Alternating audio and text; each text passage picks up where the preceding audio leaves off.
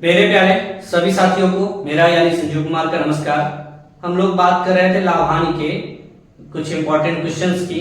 चलिए देखते हैं लाभ हानि पर कुछ जरूरी क्वेश्चंस। कह रहा है एक व्यक्ति ने 1500 रुपए में, कितने रुपए में, 1500 रुपए में एक वस्तु को खरीदा और 25% लाभ पर उसे बेच दिया। 25% लाभ का मतलब बटेंगे 100, 25% लाभ लिया तो 125 में बेचा। अगर इसको हम फ्रैक्शन में 25% को कन्वर्ट करें तो बटे 4 आएगा, यहां से भी 5 ये 4 आ जाएगा। ऐसे 1/4 आता तो इसको हम ऐसे कर लेंगे।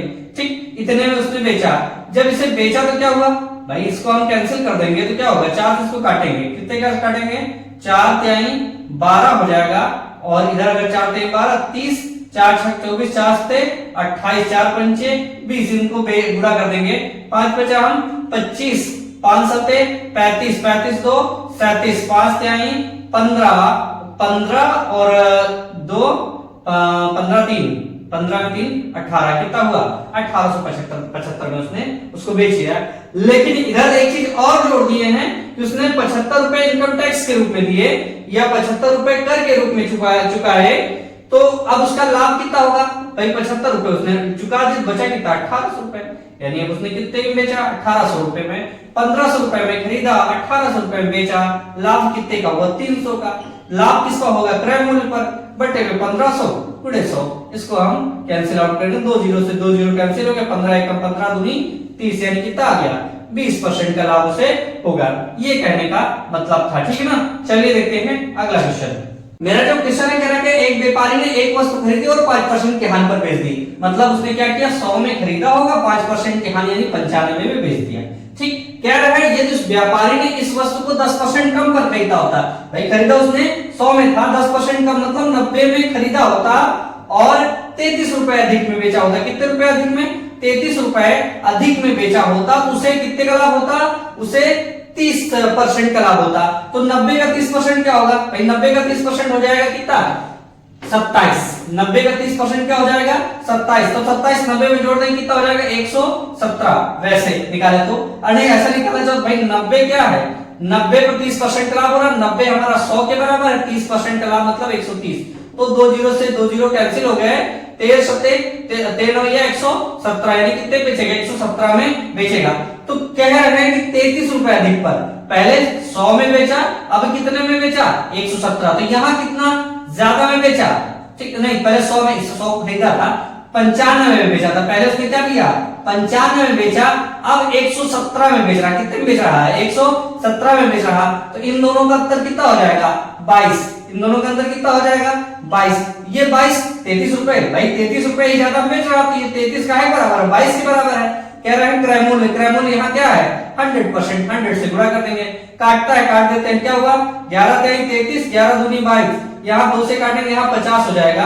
तो 5 तिहाई 15 कितना हो गया 150, यानी कितने में बेचेगा उसको 150 रुपए। उसका क्रय मूल्य क्या है 150 रुपए। ये हमारा आंसर हो जाएगा। चलिए देखते हैं अगला क्वेश्चन। जो कह रहा है एक विक्रेता ने एक साइकिल 10% के लाभ पर बेचा। मतलब क्या हुआ, 100 में खरीदा, 10% के लाभ मतलब 110 में बेचा। यदि उसने 10% कम कीमत पर खरीदता या उसे 10% उसने क्या किया, खरीदा इसको 100 में, 10% कम यानी 90 में खरीदता और 60 रुपए अधिक पर बेचता तो उसे 25% का लाभ होता।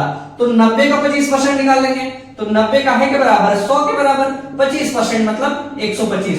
इससे इसको कैंसिल कर दिए, 10 से 9 बचे कितना हो जाएगा, दोनों गुणा करेंगे क्योंकि बटे में 10 है, 10 दशमलव लगा देगा लास्ट में, बस यही तो काटने की जरूरत नहीं है। तो 9 बचे 45, कितना 5 बचे 4, 9 गुना 18, 18 और 4 22, 2 हो गया, 9 एकम 9, 9 और 2 11, कितना हो जाएगा यही हो जाएगा एक। ये अब यहाँ बटे में 10 है तो यहाँ एक दशमलव लगा, यानी उसने कितने में बेचा 112.5 रुपए में बेचा। ये चीज हम निकाले कि 90 में बेचने पर, 90 में खरीदेगा और 25% का जब लाभ लेगा तो कितने में बेचेगा 112 में बेचेगा।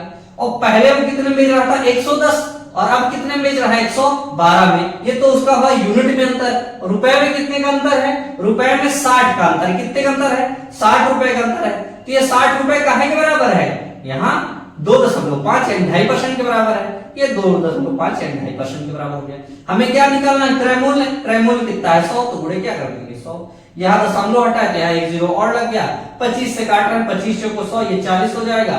4 छन 24, ये 24 हो गया। इधर से 2 जीरो निकल के आगे कितना हो गया? 2400 रुपए इसका क्रय मूल्य हो गया। ठीक, कितना हो गया? 2400 रुपए उसका क्रय मूल्य। चलिए देखते हैं क्या क्वेश्चन है। कह रहा है एक आदमी ने एक वस्तु 15% लाभ पर बेची, मतलब 100 में खरीदा, 15% लाभ मतलब 115 में बेचा। यदि उसने 4 रुपए कम में बेची होती, मतलब यदि वही 10% कम कीमत पर खरीदता, मतलब 90 में खरीदता और 4 रुपए क्या करता, 4 रुपए कम में बेचा होता तो 25% का लाभ होता। तो अभी थोड़ी देर पहले मैंने 90 का 25% निकाला, कितना आया था? 112, यानी उसने कितने बेचा? 112.5 इतना आया था ना, थोड़ी देर पहले मैंने इसको निकाला। तो 90 का 25% कितना हुआ? 112.5। अब कह रहे हैं इसमें क्या हुआ?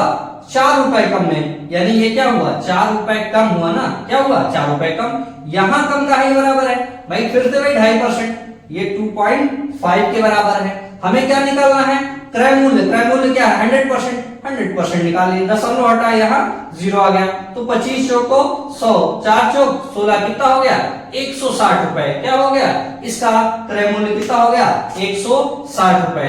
चलिए देखते हैं अगला क्वेश्चन। इसका आंसर तो ये हुआ। ठीक है, चलिए देखते हैं अगला। कह रहे हैं एक प्रकाशक ने 2000 प्रतियां 70,000 की लागत पर छापी, यानी उसने क्या किया? 70,000 की लागत में कितनी प्रतियां छापी? 2000 प्रतियां छापी। ये हो गया इसका, 2000 प्रतियां छापी।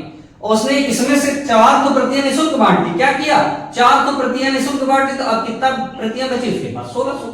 और इस 1600 प्रतियों को उसने क्या किया कि इस सभी प्रतियों पर 30% की छूट दी और उस पर क्या लिख दिया? 75 रुपया। क्या लिख दिया? 75 रुपया। यानी 30% की छूट किस पर देगा? 75 पर देगा। तो 30% क्या है तो हम डायरेक्ट रख दें भाई, 75 रुपए का है बराबर 100% के। 30% की छूट यानी 70 रुपए में उसने बेचा। क्या किया? 70 रुपए में उसने बेचा। तो यहां से ये 0 से 10 0 जो कैंसिल हो गया। अब इसको हम काटना चाहे तो काट दे, नहीं काटना तो कोई दिक्कत नहीं, हम इसको डायरेक्ट यही रख दें, मल्टीप्लाई कर दें। 7 पचे 35 और 7 सता 49, 49 50 52, कितना हो गया? 52। कितना हो गया? 52, यानी 52.5। 10 से भाग तो 52.5।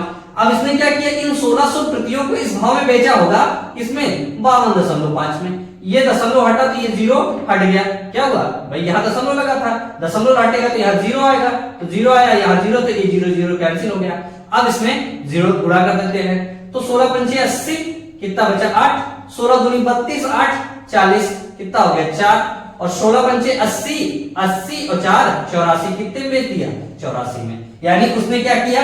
70,000 में खरीदा था, 84,000 में बेच दिया। तो कितने का लाभ हुआ? 14,000 का लाभ हुआ। कितने हजार का लाभ हुआ? 14,000 का लाभ हुआ। लाभ हमेशा क्रय मूल्य पर होगा, तो बट्टे में कितना? 70,000 कर देंगे। परसेंट निकालना गुणे 100। तो 2 जीरो से ये 2 जीरो कैंसिल हुए, ये 2 जीरो से ये 2 जीरो कैंसिल हुए। 7 दूनी 14, यानी कुल मिलाकर से कितने का लाभ हुआ?